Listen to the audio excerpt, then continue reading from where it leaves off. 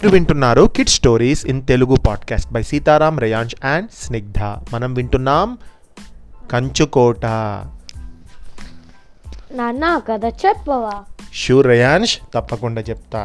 Last పాడ్కాస్ట్లో కాపాలిని ఉన్ను ఈ వర్మ ఇద్దరు కలిసి ఏం చేసిండ్రు, శంకుడు ఉండే కొండ ప్రాంతానికి వెళ్ళిండ్రు. అక్కడ ఏం చేసిండ్రు, ఈ శంకుడిని చంపడానికి ఒక వ్యూహం పన్నారు, అంటే ఒక ప్లాన్ వేసుకున్నారు.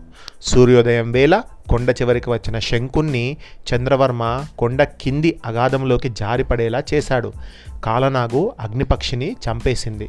అగాధంలోకి పడిపోయే ముందు శంకుడు తన మంత్రదండం విసిరి ఆ మంత్ర గృహాన్ని సరస్సులో కూలేటట్టు చేశాడు. తర్వాత ఏం జరిగిందో ఈ పాడ్కాస్ట్లో విందాం.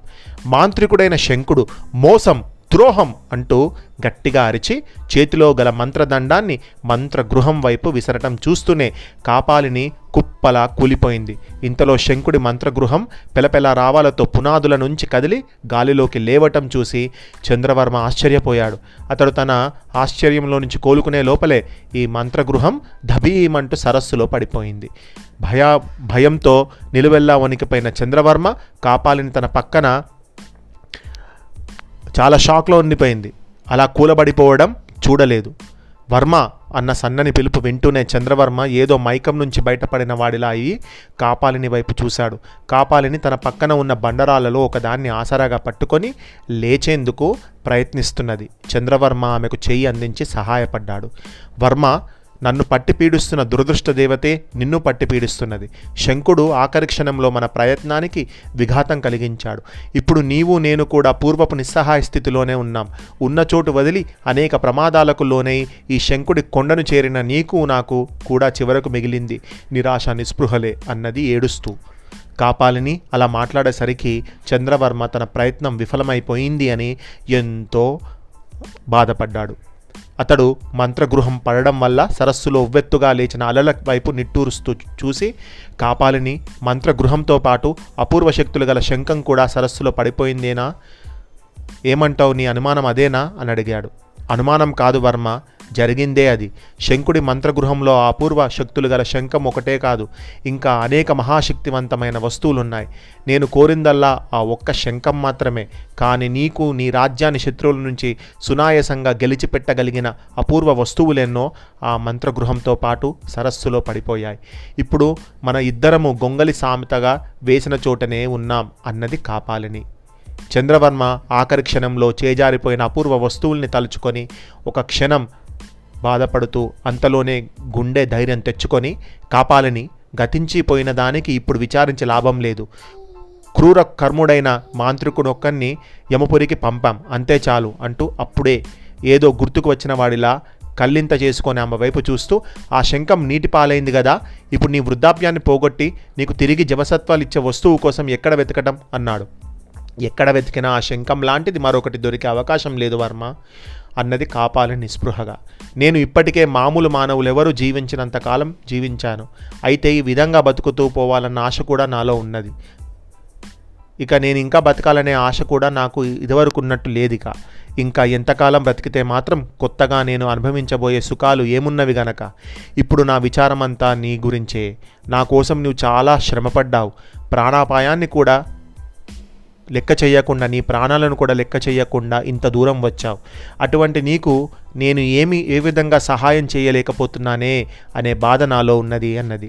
ఈ మాటలు చంద్రవర్మలో ఆమెపై ఇంకా మరింత జాలిని, గౌరవాన్ని కలిగించాయి. ఆమె శంకుడి నుంచి అపూర్వమైన శక్తులు గల శంఖాన్ని సంపాదించేందుకే ఎన్నేళ్లగానో ప్రయత్నించి అది విఫలమైందని గుర్తించి కూడా అంత విచారపడడం లేదు. ఆమెను ఇప్పుడు పట్టి పీడిస్తున్న బాధ అల్లా ఒకటే, తిరిగి ఈ చంద్రవర్మకు తను ఏమీ చేయలేకపోవడము అని గ్రహించాడు. కాపాలిని, నీవు నాకు చేసిన సహాయం కూడా చాలా ఉన్నది. నేను నదిలో పడి నీవున్న అడవి ప్రాంతాలకు చేరినప్పుడు నాకు మరణం తథ్యం అనిపించింది. కానీ నీవు నీ గృహంలో నాకు ఆశ్రయం ఇచ్చి ఎంతగానో తోడ్పడ్డావు. నీకు నేను కలకాలం కృతజ్ఞుడై ఉండేందుకు ఆ సహాయం చాలు. సరే, ఇప్పుడు మనం చేయవలసినదేమిటి అన్నాడు చంద్రవర్మ. కాపాలిని కొండ మీది వైపు దృష్టిని సారించి, వర్మ, ఇక మనమిద్దరము మార్గాలు వేరు. నువ్వు నీ దారిలో వెళ్ళు, నేను నా దారిలో వెళ్తాను. నేను మిగిలి ఉన్న కొద్ది కాలాన్ని ఈ కొండపైన గడుపుతాను. జీవితపు ఆఖరి దశలోనైనా స్థిమితంగా ఒక చోట నేను ఉండడం మంచిది అని అనుకుంటున్నాను అన్నది విచారంగా. అలా అయితే ఈ కొండ మీద ఒక మంచి చోటుగా చూసి అక్కడ నీకోసం గృహం నిర్మించేందుకు నేను కాలనాగు ప్రయత్నిస్తాం. కొండ మీదకి వెళ్దామా అన్నాడు చంద్రవర్మ. కాపాలిని సరేనన్నట్టు తల ఊపింది. చంద్రవర్మ రాళ్ల మధ్యన ఉన్న కాలిబాట వెంట కొండ మీదకు బయలుదేరాడు. అతడికి వెనుకగా కాపాలిని కాలనాగు రాసాగారు. చంద్రవర్మ తను శంకుణ్ణి అగాధంలోకి పడేలా చేసిన తూర్పు వైపున గల కొండ అంచు దగ్గరికి రాగానే అక్కడ ఆగి కిందకు తొంగి చూశాడు. అతడి దృష్టికి అగాధం అడుగున బండరాల మీద బోర్లా పడి ఉన్న శంకుడు కనిపించాడు. ఓ క్షణకాలం చంద్రవర్మ దృష్టిని మరల్చకుండా అతడి వైపు చూసేంతలో శంకుడి చెయ్యి ఒకటి కొంచెంగా కదిలినట్టు అతడికి అనుమానం కలిగింది. ఆ వెంటనే చంద్రవర్మ ఆ క్రూర మాంత్రికుడి మీద ఎక్కడ లేని ద్వేషం పుట్టుకొచ్చింది.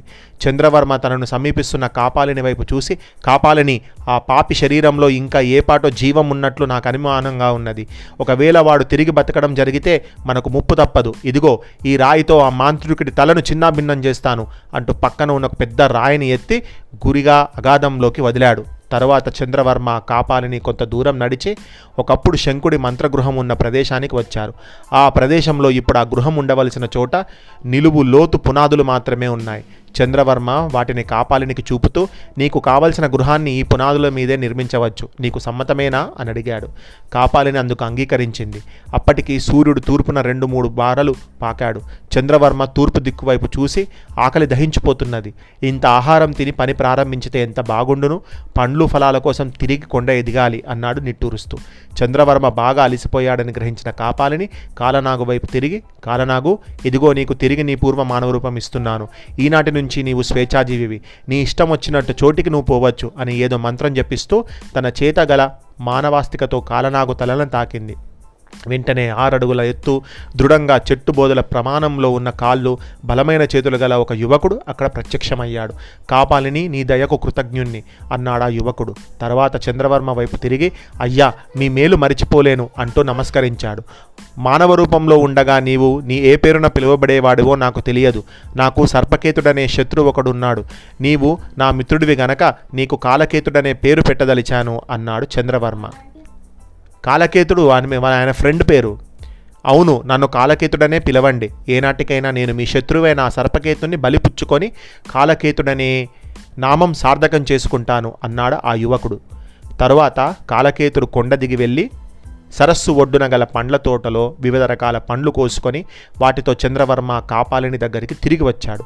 ముగ్గురు ఆ పండ్లు తిని అక్కడే ఉన్న సెలయేరులో నీరు తాగారు. కొంచెంసేపు విశ్రమించిన తర్వాత చంద్రవర్మ, కాలకేతుడు కలిసి శంకుడి మంత్రగృహపు పునాదుల మీదనే కాపాలిని కోసం రాళ్లతో ఒక గృహం నిర్మించారు. ఆ పని సూర్యాస్తమయ సమయానికల్లా పూర్తయిపోయింది. ఆ రాత్రికి ముగ్గురు ఆ గృహంలోనే పడుకున్నారు. చంద్రవర్మకు నడిరేయి అయినా కునుకు పట్టలేదు. అతడు తన తర్వాత కార్యక్రమం గురించి, భావి కార్యక్రమం అంటే ఫ్యూచర్లో ఏం చేయాలి అనే దాని గురించి ఆలోచించసాగాడు. తను కాపాలిని సహాయం వల్ల అపూర్వ శక్తులు సంపాదించి తిరిగి తన రాజ్యాన్ని జయించుకోవాలన్న ప్రయత్నం విఫలమైంది. తన తండ్రిని మోసగించి అతి క్రూరంగా హత్య చేసిన సర్పకేతుడు ఇప్పుడు మొత్తం మాహిష్మతి రాజ్యానికే రాజై ఉంటాడు. అటువంటి వాణ్ణి జయించాలంటే తనకు ఎంతో సైన్యం కావాలి. సైన్యాన్ని పోగు చేయడానికి ధనం ముఖ్యం. అంత ధనం తనకెక్కడ లభిస్తుంది అని ఆలోచిస్తున్నాడు. చంద్రవర్మ ఇలాంటి ఆలోచనలతో నిద్ర పట్టక ఒక రాత్రి వేళ బయటకు పోయి వెన్నెలలో అటు ఇటు తిరగసాగాడు. కొంచెం సేపటికల్లా కాలకేతుడు అతడి దగ్గరికి వచ్చి, అయ్యా, ఇంత రాత్రి వేళ ఇక్కడ ఉన్నారేమిటి? ఏ సమస్యల గురించి మీరు ఇంతగా ఆలోచిస్తున్నారు అని అడిగాడు. కాలకేతు, నాకు అన్ని సమస్యలే అన్నాడు చంద్రవర్మ. నేను రాజ్యం పోగొట్టుకొని అడవుల పాలయ్యానని నీకు తెలుసు కదా. దానివల్ల ఇక్కడ ఎంతో బాధపడాల్సి వస్తుంది. కాపాలిని వల్ల సహాయం పొందగలుగుతాను అనుకున్నాను. కానీ ఆఖరి నిమిషంలో శంకుడు తన మంత్రగృహాన్ని సరస్సులో కూల్చటం ద్వారా అందరికీ ఆశాభంగం కలిగించాడు. నేను తిరిగి ఎక్కడికి పోయి ఎవరి నుంచి సహాయం కోరాలో తెలియక బాధపడుతున్నాను.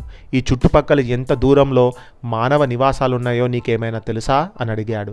ఈ కొండల్లో, అడవుల్లో ఉత్తర దిక్కుగా 100 యోజనాలు ప్రయాణిస్తే మీరు తిరిగి మనుషులు ఉండే చోటును చూడగలుగుతారు. నేను మీ వెంట రావాలనుకున్నాను, కానీ కాపాలిని నిస్సహాయంగా ఈ కొండ మీద ఒంటరిగా వదలడం నాకు మనసు ఒప్పుకోవడం లేదు. ఆమె మరీ ఎంతో కాలం బతకదు. ఆ తర్వాత ఆమె తన పాత ఇంటి వదిలి వచ్చిన భూత వర్తమాన కాలాలను ప్రతిఫలించే గాజుగోళం సహాయంతో మీ దగ్గరకు తప్పకుండా వస్తాను.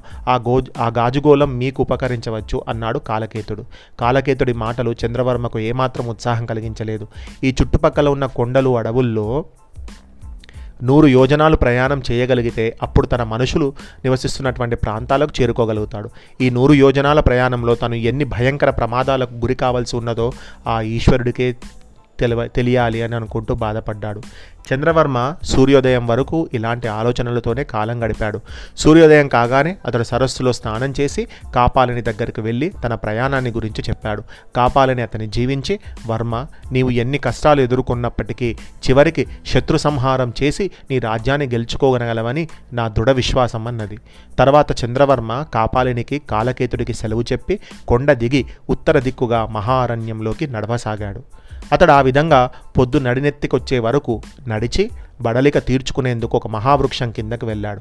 ఆ వృక్షం కింద పడుకునేందుకు చదునైన స్థలం కోసం గాలిస్తున్న చంద్రవర్మకు ఆ చెట్టు దగ్గరలో దాదాపు 4 అడుగుల పొడవున్న ఒక ఇనుప గొలుసు కనిపించింది.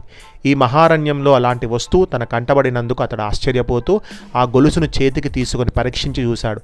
అది వాడుక లేనందున బాగా తుప్పుపట్టి ఉన్నది ఆ గొలుసు. ఆ ఇనుప గొలుసు ఈ అరణ్యం మధ్యకి ఎలా వచ్చి ఉంటుంది అని చంద్రవర్మ ఆలోచిస్తూ ఉన్నంతలో దూరంగా మహాభయంకరమైన ఒక అరుపు వినిపించింది. ఆ అరుపు వింటూనే చంద్రవర్మ ఊర నుంచి కత్తి దూసి లేచి నిలబడ్డాడు. దూరంగా కొండరాల మీద కుప్పించి దూకుతూ కొరలు చాచి తనకేసి వస్తున్న ఒక పెద్ద కుక్క ఒకటి అతని కంటబడింది. ఇది మామూలు కుక్క అయి ఉండదు, ఆ రూపంలో ఉన్న భయంకర రాక్షసుడెవడో అయి ఉండాలి అనుకుంటూ చంద్రవర్మ కుడి చేతితో కత్తిని బిగించి పట్టుకొని ఎడమ చేతితో తనకు దొరికిన ఇనుప గొలుసును పైకెత్తాడు. ఆ క్షణంలో ఆ ఇనుప గొలుసు కూడా ఆత్మరక్షణకు ఉపకరించవచ్చునని అతడికి తోచింది. ఇంతలో ఆ కుక్క ఎదురుగా ఉన్న పొదల్లో నుంచి మరోసారి భయంకరంగా మొరిగి నోరు తెరిచి చంద్రవర్మ వీధకి శరవేగంతో రాసాగింది. మరి ఆ కుక్క డేంజరస్గా ఉన్నదట చూడ్డానికే. మరి ఆ కుక్క చంద్రవర్మని ఏమైనా అన్నదా, చంద్రవర్మనే కుక్కని ఏమైనా అన్నాడా అనేది నెక్స్ట్ పాడ్కాస్ట్లో విందాం.